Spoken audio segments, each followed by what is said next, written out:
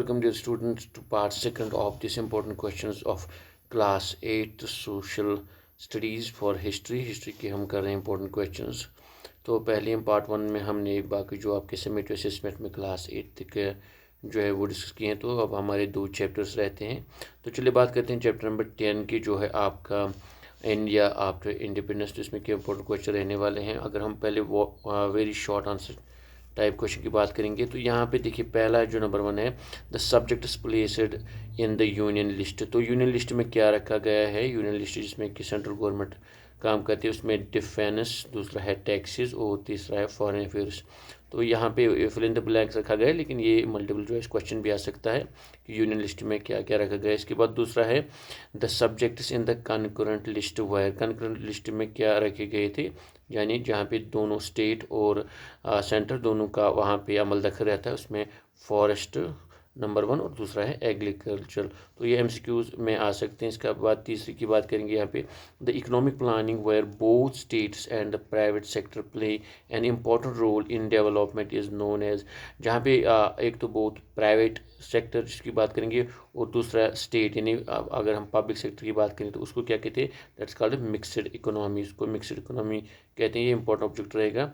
चौथा जो है, the death of dash dash cause the violent protest and forced government to provide state of Andhra Pradesh. तो किसकी मौत के बाद आंध्र प्रदेश वजूद में आया, तो सेंट्रल गवर्नमेंट को ये डिसीजन लेना पड़ा। तो वो था जिसने प्रोटेस्ट स्टार्ट किया था, वो था पोटी श्रीराम मल्लू। तो पोटी श्रीराम मल्लू की मौत के बाद ज़बरदस्त प्रोटेस्ट हुआ और नतीजे ये हुआ कि आंध्र प्रदेश जो स्टेट है वो वजूद में आ गई, पहली जो स्टेट थी। इसके बाद स्टेट रूरल पॉलिसी ये भी आ सकते हैं। यहाँ पे देखिए पहला जो है, the majority of Indians lived in the villages eight the time of independence, यानी 1947 में ज़्यादातर लोग जो हिंदुस्तान के थे वो गांव में रहते। तो ये ट्रू है, ये बिल्कुल ठीक है। इसके बाद दूसरा है, the members of the constituent assembly were from the Congress party. तो ये कांग्रेस पार्टी से नहीं थे, बिल्कुल ये गलत है। तो ये फॉल्स का रहेगा आंसर। नेक्स्ट इसके बाद जो है तीसरा जो है, only the men were given the right to vote in the first national election. ये कहा गया कि सिर्फ मर्दों को हक था, नहीं ये बिल्कुल गलत है। वहाँ पे एडल्ट फ्रेंचाइज था। तो एडल्ट फ्रेंचाइज में क्या होता है, जो भी 18 ईयर्स की एज का मेल या फीमेल उसको हक होता है। तो ये फॉल्स रहेगा। इसके बाद चौथा जो है, the focus of the second 5 year plan was on the development of heavy industry. तो हेवी इंडस्ट्री की तरफ ज़्यादा ध्यान था जो 5 ईयर प्लान बना था, सेकंड 5 ईयर प्लान आफ्टर 1950। तो ये बिल्कुल ट्रू है। तो ये यहाँ पे आंसर रहेगा। मैच की बात करेंगे यहाँ पे, जो मैचिंग यहाँ पे है, तो यहाँ पे देखिए हमारा है जो पहला है चंबल रिवर। तो चंबल रिवर कहाँ पे है, यहाँ पे आंसर हम देखेंगे, ये मध्य प्रदेश में है। इसके बाद फॉरेन मिनिस्टर कौन था उस टाइम, फॉलोवर मेरा बहन। तो यहाँ पे ये आंसर आ जाता है। नेक्स्ट अगर हम बात करेंगे यहाँ पे, चूज द करेक्ट ऑप्शन की, क्वेश्चन नंबर 4 जो आपका आ रहा है यहाँ पे, question number 4 multiple choice question है। पहला जो है, the Bhilai steel plant is located in, important रहेगा। भिलाई स्टील प्लांट कहाँ पे लोकेटेड है, तो ये छत्तीसगढ़ इसका आंसर रहेगा। जहाँ यहाँ पे आंसर है महाराष्ट्र, तमिलनाडु, पंजाब, बल्कि इसका आंसर जो है डी पार्ट है, छत्तीसगढ़। इसके बाद दूसरा जो dash dash dam is present in Madhya Pradesh. तो मध्य प्रदेश में कौन सा डैम है, हिम्मत सागर, कोकिला, गांधी सागर या अर्जुन। तो इसका आंसर है गांधी सागर। तो गांधी सागर कहाँ पे है, मध्य प्रदेश में ये डैम है, काफ़ी फेमस है। इसके बाद फिफ्थ वन जो है आपका, define the following. 1 marks question आ सकता है। स्टेट लिस्ट, स्टेट लिस्ट किसको कहते हैं, आप आंसर देखिए यहाँ पे, the subjects on which states have the exclusive power to make laws are included in state list, यानी जहाँ पे एक स्टेट जो होती है उसी का हक होता है उस पर कानून बनाने का या उस पर कुछ भी एक्सक्लूसिव, बिल्कुल सिर्फ स्टेट उसमें अमल दखल कर से, सेंटर का वहाँ पे हक नहीं होता है, उनको कहते हैं स्टेट लिस्ट। दूसरा है कंकरेंट लिस्ट, वो क्या होता है, the subjects on which the both the centre and state have power to make laws और include in the concurrent list. जैसे पहले ही पता है, जहाँ पे स्टेट भी रूल रेगुलेशन बना सकता है, सेंटर भी रूल रेगुलेशन बना सकता है, उन जो भी वो सब्जेक्ट्स होंगे, जो भी वो एरियाज़ होंगे, तो उनको कंकरेंट लिस्ट में रखा जाता है। इसके बाद शॉर्ट आंसर टाइप जो आ सकते हैं, 2 मार्क्स क्वेश्चन जो आ सकते हैं। पहला जो आपका है, why did Potti Sriramulu go on hunger strike. तो जो पोटी श्री राममल्लू था वो हंगर स्ट्राइक, यानी वो भूख हड़ताल पर क्यों बैठा। आंसर क्या रहेगा, आपको पता ही है, उसको तेलुगु स्टेट चाहिए थी। तो Potti Sriramulu went on hunger strike because he wanted the formation of Andhra state to protect the rights of Telugu speakers and wanted a state on the linguistic basis, जो कि फिर लास्ट में वजूद में भी आई। उसको एक स्टेट चाहिए तो आंध्र प्रदेश पहली एक स्टेट बनी जो कि लैंग्वेज बेसिस पे थी, जिसका जो तेलुगु स्पीकिंग लोग थे। तो पहला जो लिंग्विस्टिक यानी ज़ुबान की बुनियाद पे जो एक स्टेट वजूद में है वो आंध्र प्रदेश, और उसका जो उसकी प्रोटेस्ट स्टार्ट की किसी ने, पोती श्रीरामल्लू। इसके बाद दूसरा जो क्वेश्चन आपका है, discuss the points of the second 5 year plan. तो सेकंड 5 ईयर प्लान में क्या क्या इंपॉर्टेंट थे यहाँ पे देखिए। The second 5 year plan mainly focused on the development of heavy industries, ये याद रखेंगे, हेवी इंडस्ट्री पर ज़्यादा ध्यान दिया गया, such as steel and building of large dams. तो डैम्स और स्टील जो इंडस्ट्रीज थे उन पर ज़्यादा ध्यान दिया गया किसमें, सेकंड ईयर प्लान जो था सेकंड 5 ईयर प्लान। इसके बाद तीसरा जो है, discuss the basic objectives of foreign policies of independent India. जब हिंदुस्तान आज़ाद हुआ 1947 के बाद, तो फॉरेन पॉलिसी क्या थी उसके बारे में यहाँ पे लिखा गया है। The basic objectives of foreign policy of independent India was non alignment, यानी जो आपने फिर सुना भी होगा नाम है नॉन अलाइनमेंट, किसी के साथ उनको जुड़ना नहीं था। It meant that India will not be joining और aligning towards any major powers of the world at that time, यानी उस टाइम की जो बड़े जो दो पावर थे यूएसएसआर और यूएसए, तो इंडिया ने वहाँ पे एक बीच वाला रास्ते दिखाया, दोनों से अलहदगी वहाँ पे अलहद रहा ताकि वो अपनी डेवलपमेंट पे फोकस कर सके। इसके बाद चौथा जो है, what were the problems that Nehru talked about. तो नेहरू जो थे जो पहले प्राइम मिनिस्टर बने इंडिया की आफ्टर इंडिपेंडेंस, तो कौन से मुश्किलात का सामना उन्होंने कहा। Nehru talked about the problems associated with the Muslim minorities after the independence India. तो मुस्लिम माइनॉरिटीज से रिलेटेड प्रॉब्लम्स की बात की उसने। इसके बाद फिफ्थ जो आपका क्वेश्चन आ रहा है, what are the 2 subjects of concurrent list. तो कनकरेंट लिस्ट में यानी जिसपे स्टेट भी काम कर सकता है और लाज बना सकता है और सेंटर भी, तो उनके दो क्या है उसमें आता है, agriculture and forest are the 2 subjects of concurrent list. Agriculture और फॉरेस्ट जो होता है ये कनकरेंट लिस्ट में आता है, यानी इस पर स्टेट और सेंटर दोनों लाज बना सकते हैं। इसके बाद शॉर्ट आंसर टाइप क्वेश्चन जो आ सकते हैं। तो पहला क्वेश्चन जो आपका यहाँ पे आ रहा है, what were the problems faced by India just after independence.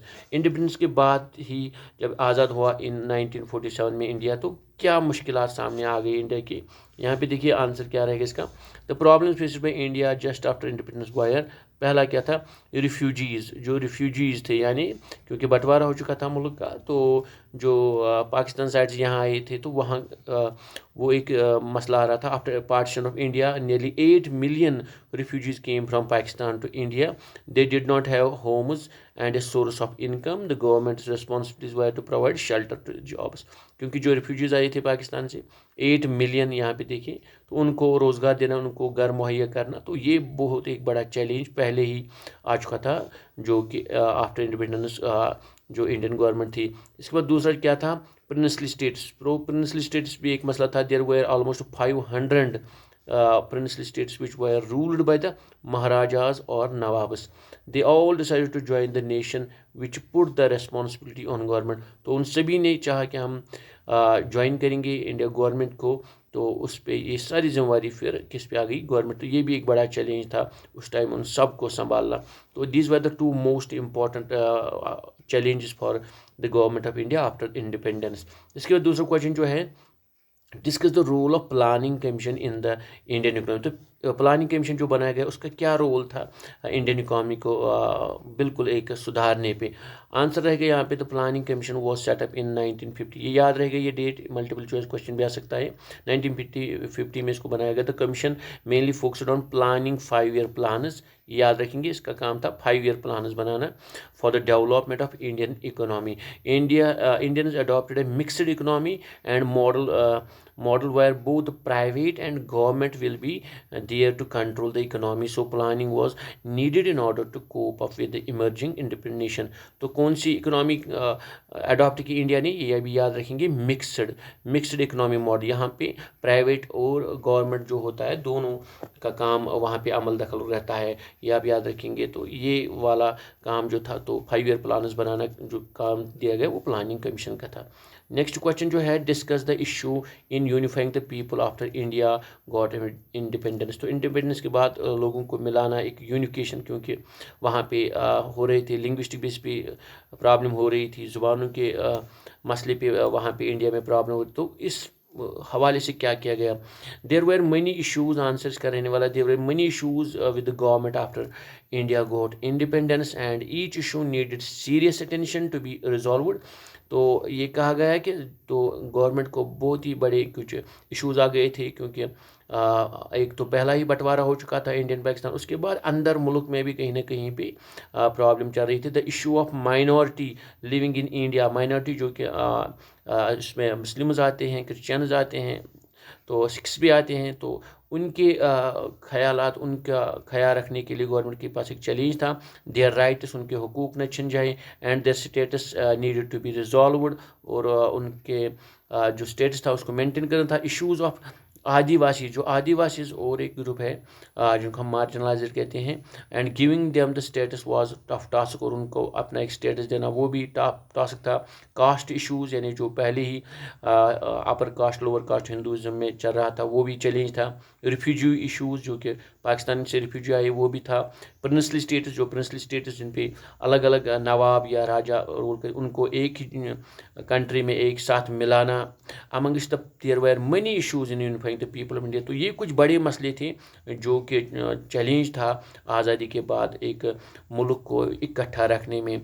Next question जो आ रहा है, discuss the privileges given to the lower castes and poor people at the time of independence. तो लोअर कास्ट जो लोग थे, यानी हरिजन वगैरह, या जो अनटचेबल कहा जाता था, और पुअर पीपल, उनको क्या प्रिविलेज, यानी उनको क्या खुसूसी रियायतें दी गई। तो आंसर रहेगा the privilege given to lower castes and the poor people at the time of independence were. तो ये थी वो, एक तो था एबॉलिशन ऑफ अनटचेबिलिटी, अनटचेबिलिटी जो चला आ रहा था उसको ख़त्म कर दिया गया। Certain group of low caste were known as Harijans, तो उनको हरिजन्स कहा गया, जैसे गांधी जी ने ये नाम रखा है, ये भी आप याद रखेंगे, उनको अनटचेबल को हरिजन्स गांधी जी ने नाम रखा है।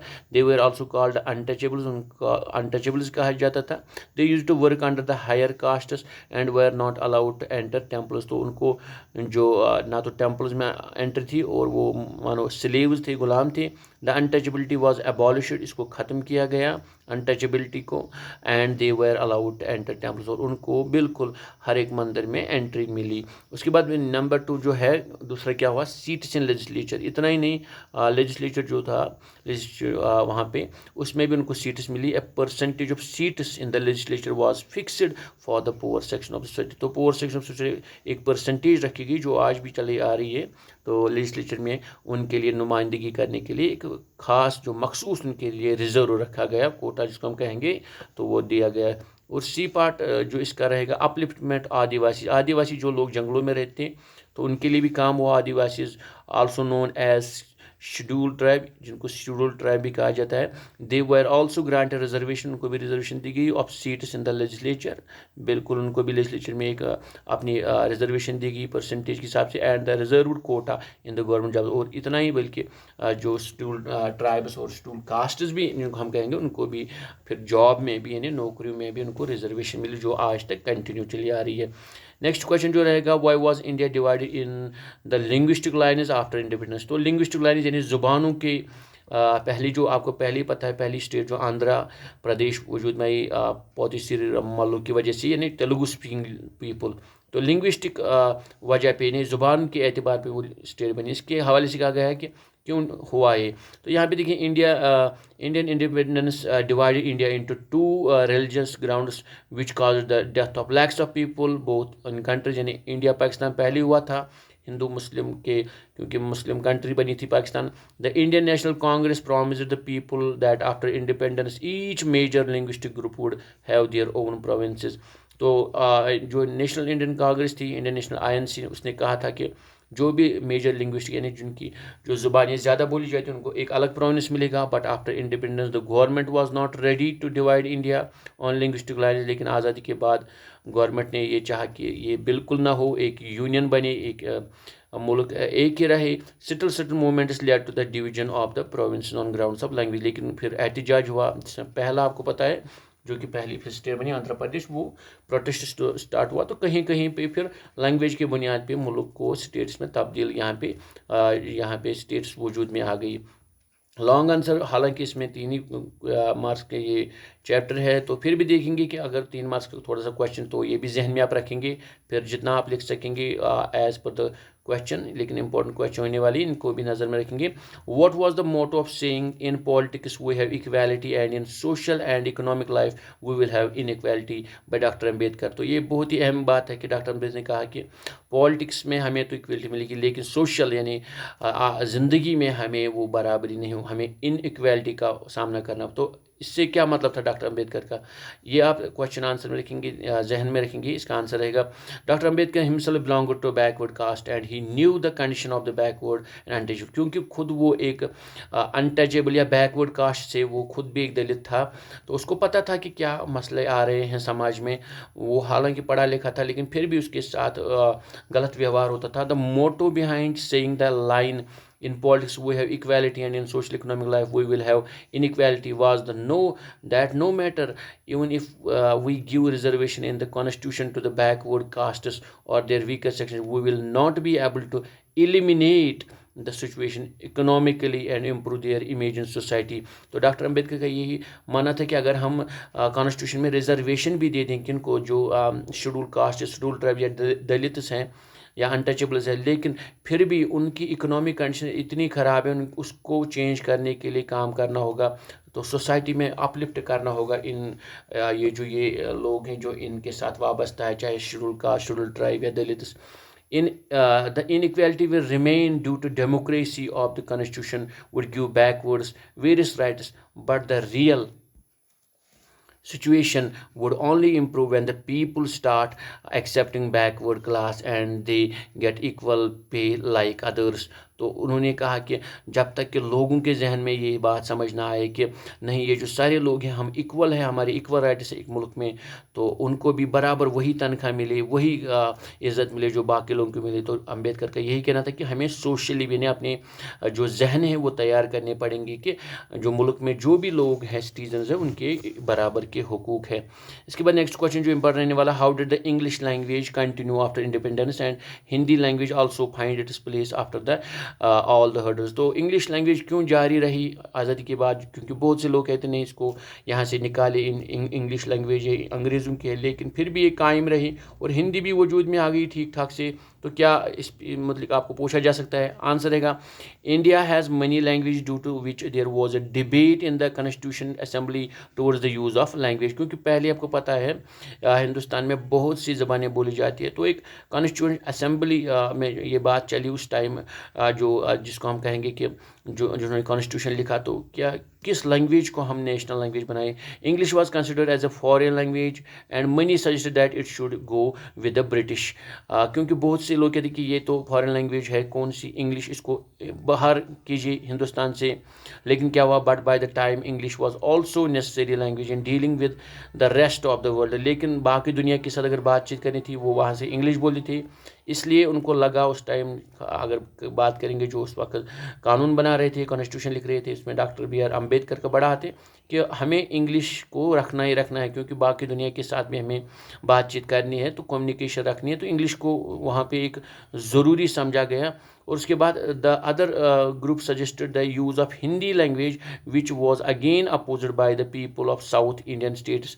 तो कुछ ने कहा कि नहीं, आप हिंदी को नेशनल लैंग्वेज कर दीजिए, सिर्फ इंग्लिश को हटाइए। लेकिन जो साउथ इंडियन स्टेट्स है जहाँ पे हिंदी बोली नहीं जाती, उन्होंने इसको अपोज किया, नहीं हिंदी हम नहीं बोल सकते, इसको नहीं रखेंगे।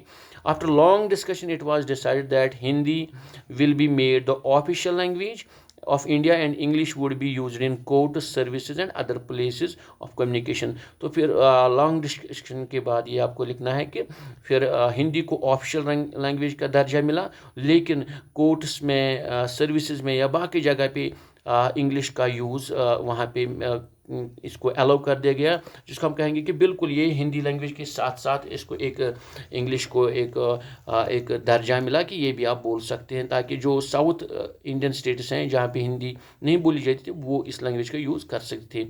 नेक्स्ट क्वेश्चन जो रहेगा, discuss the economic development of India after independence, what role did the planning commission play in the development. तो इकोनॉमिक कंडीशन क्या रही आफ्टर इंडिपेंडेंस, तो प्लानिंग कमीशन का रोल आपको वहाँ पे लिखना है, इंपॉर्टेंट क्वेश्चन रहने वाला है। यहाँ पे देखिए, the economic development of India was great challenge with the government of India. Government India has large population of refugees, as well as it had looked towards the economic condition of everyone, such as removing poverty, generating jobs, improving economic condition, etc. The Planning Commission was set up in 1950 with an objective to come up with the various economic policies for the development. तो जैसे आपको पहले पता है कि after independence बहुत से challenges थे इंडिया को, क्योंकि नई नई कंट्री वजूद में आई थी, उसमें पॉवर्टी थी, उसमें जॉब्स उनको क्रिएट करने थे, इकोनॉमिक कंडीशन आम लोगों की सुधारनी थी। तो प्लानिंग कमीशन का वजूद आया 1950 में, और उसको यही काम दिया गया कि कैसे आप नए नए जो जिसको कहेंगे 5 ईयर प्लान, उसके थ्रू आप ये सारे जो मसले आ रहे हैं मुल्क को, तो वो वहाँ पे उनका एड्रेस हो जाए। India adopted a mixed economy needed mixed economy model, जो पहले हम बात कर चुके हैं, where both the state and the government played an important role in economy. So the planning commission helped in creating balance between the two. तो planning commission का main जो काम था, क्योंकि मिक्सड इकोनॉमी, आपको याद रखना है कि आफ्टर इंडिपेंडेंस इंडिया ने कौन सी अडॉप्ट की, मिक्सड इकोनॉमी, जिसमें कि प्राइवेट और गवर्नमेंट दोनों काम कर रहे थे। तो प्लानिंग कमीशन को अहम काम था कि इसको बिल्कुल बैलेंस बनाने में, इन दोनों को गाइड करने में। द सेकंड 5 ईयर प्लान, जो दूसरा प्लान था, सेकंड ईयर 5 ईयर प्लान 5 साल का, जो कि 1956 में आया, 1956, which focused on development heavy steel industries and building dams. जो पहली बात हो चुकी है, ये दो चीज़ें हैं सेकंड ईयर 5 ईयर प्लान की अहम दो चीज़ें जो थी, जो 1956 में क्या था, एक तो हेवी स्टील इंडस्ट्रीज पे ज़्यादा फोकस था, और building dams. These policies and plans help in economic development. नतीजे क्या हुआ, जब ये प्लान आते रहे और इंडिया की डेवलपमेंट, इकोनॉमिक डेवलपमेंट होती रही। नेक्स्ट क्वेश्चन जो इम्पोर्टेंट रहने वाला है, write in brief about Meera Behn. Meera Behn कौन थी, her life and ideas express by, उसके क्या आइडियाज़ थे, इसके मतलब ये थोड़ा सा लिखेंगे। तो आंसर क्या रहेगा, मीरा बहन, जो कि 1892 में उसका बर्थ है और 1982 में उसकी डेथ हुई, was the daughter of high class navy officer, वो नेवी अफसर की बेटी थी इन द ब्रिटिश नेवी।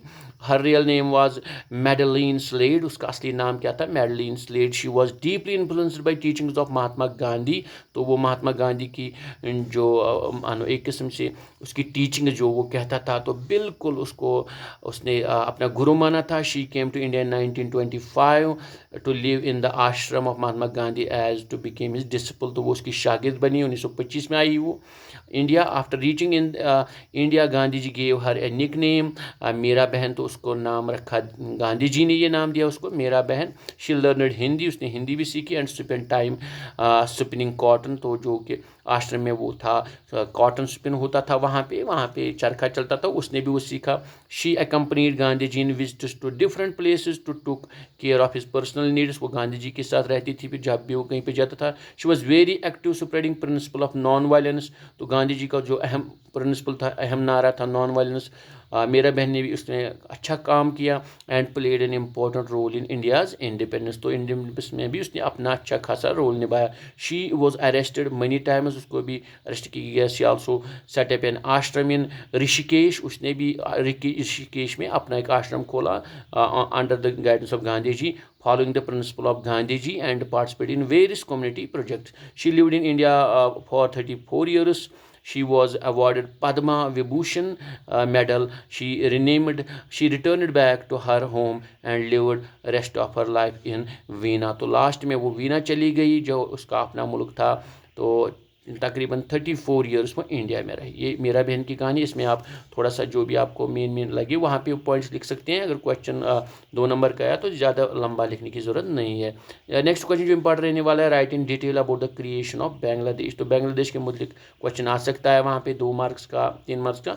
तो आप यहाँ लिखिए, India was divided in the grounds of the religion, the Muslim majority area went to Pakistan, Bangladesh had Muslim majority and it was known as East Pakistan. जो कि पहले आपको पता है, पहले जो ईस्ट पाकिस्तान था, यानी बांग्लादेश पाकिस्तान का हिस्सा था, इसको ईस्ट पाकिस्तान का नाम दिया जाता था। Before the independence of Pakistan was known as the West Pakistan, और बाकी जो पाकिस्तान उसको वेस्ट पाकिस्तान का नाम था। The West Pakistan considered the East Pakistanis as inferior to them. West Pakistan had Urdu as their official language, but the East Pakistani people spoke Bengali, क्योंकि जो ईस्ट पाकिस्तान यानी बांग्लादेश था वो बंगाली स्पीकिंग पीपल थे, और बाकी जो वेस्ट पाकिस्तान वहाँ पे उर्दू बोलने वाले थे। तो एक इन्फीरियरिटी सुपीरियरिटी का वहाँ पे था, एक मसला आ चुका था उन दो के दरमियान। This all created difference between them, और डिफरेंस क्रिएट हो गई उनके दरमियान, ईस्ट पाकिस्तान और वेस्ट पाकिस्तान के दरमियान, led to civil war between the two Pakistan groups, और नतीजे क्या हुआ, एक सिविल वार हो गया। Pakistan attacked Bangladesh and began arresting people, and later on India stepped in and supported Bangladesh in the war and defeated Pakistan in 1971, hence Bangladesh became the independent country। और जब वार वहाँ पे हो गया और लास्ट में इंडिया भी वहाँ पे इन्वॉल्व होगा, लास्ट में 1971 में पाकिस्तान से जो ईस्ट पाकिस्तान है वो कट गया और वो एक नया मुल्क बन किया गया, that is called Bangladesh. So dear students, it was all about this chapter. इसके बाद हमारा नेक्स्ट चैप्टर है, लास्ट चैप्टर, तो वो है चैप्टर जो है formation of erstwhile Jammu and Kashmir या state of Jammu and Kashmir and Dogra rule. तो इस चैप्टर की अगर बात करेंगे, हमें इसमें कितने मार्क्स है, वो गॉट ओनली 2 मार्क्स, हमें सिर्फ 2 ही मार्क्स है इसमें, तो ज़्यादा इसमें कुछ नहीं आने वाला है। कुछ ऑब्जेक्टिव्स आ सकते हैं इसमें, 1-2 ऑब्जेक्टिव्स, तो आप उनको थोड़ा सा जहन में रखेंगे जो कुछ ऑब्जेक्टिव्स आ सकते हैं। यहाँ पे देखिए, पहले अगर हम बात करेंगे फॉर्मेशन, तो इसमें गुलाब सिंह का जिक्र है, कब वो उसकी ये हुई बर्थ ऑन 1702 सी डोगरा राजपूत फैमिली में। तो इस यही आगे चलकर फिर बनता है राजा इन 18, यहाँ पे देखिए important point, in 1822 he was made the Raja of Jammu by Maharaja Ranjit Singh. तो ये महाराजा रंजीत सिंह फिर से के ज़रिए इसको राजा बनाया जाता है। तो इसके बाद क्या हो, अगर हम कहेंगे साइनिंग ऑफ ट्रीटी, जो इम्पोर्टेंट रहेगा, जिसमें पहली है Lahore treaty, treaty of Lahore and treaty of Amritsar, ये इंपॉर्टेंट रहेगा, आप ये जहन में रखेंगे। दैट वाज इन 1846, तो 1846 में इस ट्रीटी को साइन किया गया, ये आप जहन में रखेंगे क्योंकि इंपॉर्टेंट रहने वाला है। इसमें ऑब्जेक्टिव्स ही आ सकते हैं, 1-2 ऑब्जेक्टिव्स या 1 मार्क क्वेश्चन, सिर्फ 2 ही मार्क्स हैं चैप्टर में। तो ये आप एक इम्पॉर्टेंट ट्रीटी है। दूसरा जो ट्रीटी थी वो है Anglo Sikh war in February 10th 1846, Gulab Singh then the Raja यही राजा था उस टाइम। तो ये नेगोशिएट हो गया किसके दरमियान, लाहौर दरबार में ब्रिटिशर्स के साथ, ये आप जहन में रखेंगे। इसके बाद जो और एक इम्पॉर्टेंट पॉइंट आपके जहन में रखना है कि the treaty of Amritsar was signed on March, यहाँ पे देखिए मार्च 16 1846 को ये साइन हुई, किसके दरमियान, ब्रिटिश ईस्ट इंडिया कंपनी के दरमियान और जो यहाँ पे गुलाब सिंह था उसके दरमियान, महाराजा गुलाब सिंह। तो ये भी एक इम्पॉर्टेंट पॉइंट रहने वाला है जो कि आ सकता है 1 मार्क क्वेश्चन। आगे देखेंगे यहाँ पे तो डोगरा रूल में क्या क्या हुआ, तो वो काफ़ी बातें हैं, वो आपने थोड़ा सा जहन में रखा होगा। इम्पॉर्टेंट अगर बात करेंगे यहाँ पे देखिए, इन 1885 British resident was appointed to the established British government firm footed with the state। तो 1885 में ब्रिटिश रेजिडेंट यहाँ पे लाया गया, वो भी आप जहन में रखेंगे। और in 1925 Hari Singh the third brother of the deceased Maharaja Pratap Singh ascended the throne of state Jammu and Kashmir. तो हरी सिंह कब तख्त पे बैठा, तो ये आप रखेंगे याद 1925। तो अब इसके बाद जो है एजुकेशन फॉर ऑल, इसने क्या किया, क्या कुछ चीज़ें हुई, जैसे कि एजुकेशन फॉर ऑल, तो जो कि हरी सिंह ने किया, महाराजा हरी सिंह ने, उसने सबके लिए तालीम को ज़रूरी रखा। एरेडिकेशन ऑफ इलिटरेसी पे ध्यान दिया गया। Institution such as Raghunath temple Pathshala, ये इंपॉर्टेंट रहने वाला, ये पॉइंट रखेंगे। लाइब्रेरी एंड महाविद्यालय वर एस्टैब्लिश्ड, ये इनको वजूद में लाया गया, किसके अंडर, ये आप याद रखेंगे हरी सिंह के दौर में। तो इसके बाद Maharaja Ranbir Singh establish the Ranbir press, तो रणबीर प्रेस 1982 में वजूद में आया महाराजा रणबीर सिंह के दौर में। फिर a school named Shri Ranbir high school based on western education was establish in Jammu in 1885। तो 1885 में इसका वजूद में आया, किस स्कूल का नाम था, Shri Ranbir high school. Western education यानी जो लेटेस्ट एजुकेशन मॉडर्न एजुकेशन के वहाँ पे प्रोवाइड की जाती है, तो ये भी आप जहन में रखेंगे। और Shri Pratap college was opened in Srinagar in 19, जो कि बिल्कुल आज SP कॉलेज को कहा जाता है, तो 1905 में इसका वजूद में आया।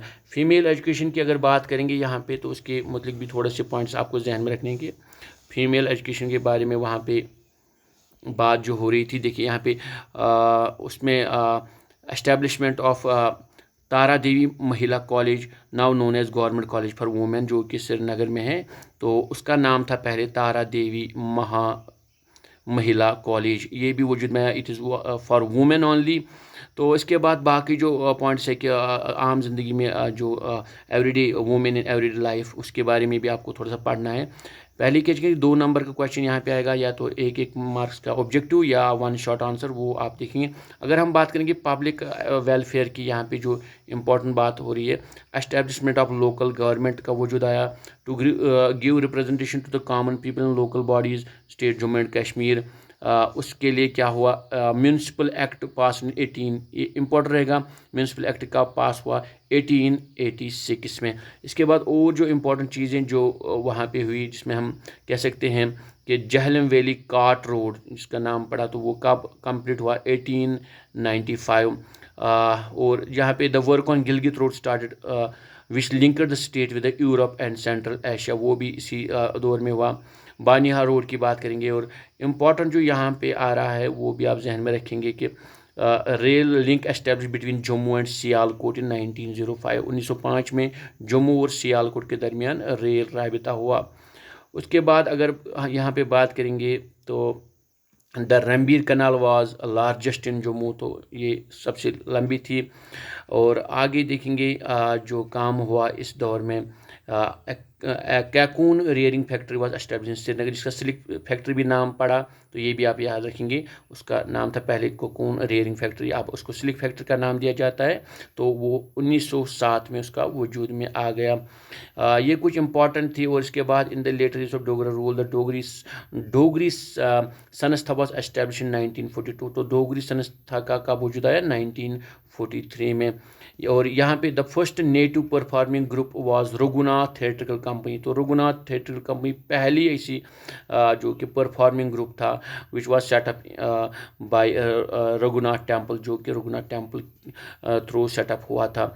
ये कुछ इंपॉर्टेंट पॉइंट्स रहेंगे, बाकी भी आप ध्यान रखेंगे। खाली 2 मार्क्स आने वाले हैं इसमें, तो ये मल्टीपल चॉइस या ऑब्जेक्टिव आ सकते हैं। So dear students, this was all about the history section of class 8। मिलते हैं और एक वीडियो के साथ, जिसमें हम इसके बाद अब जो की बात करेंगे और सिविक्स की बात करेंगे।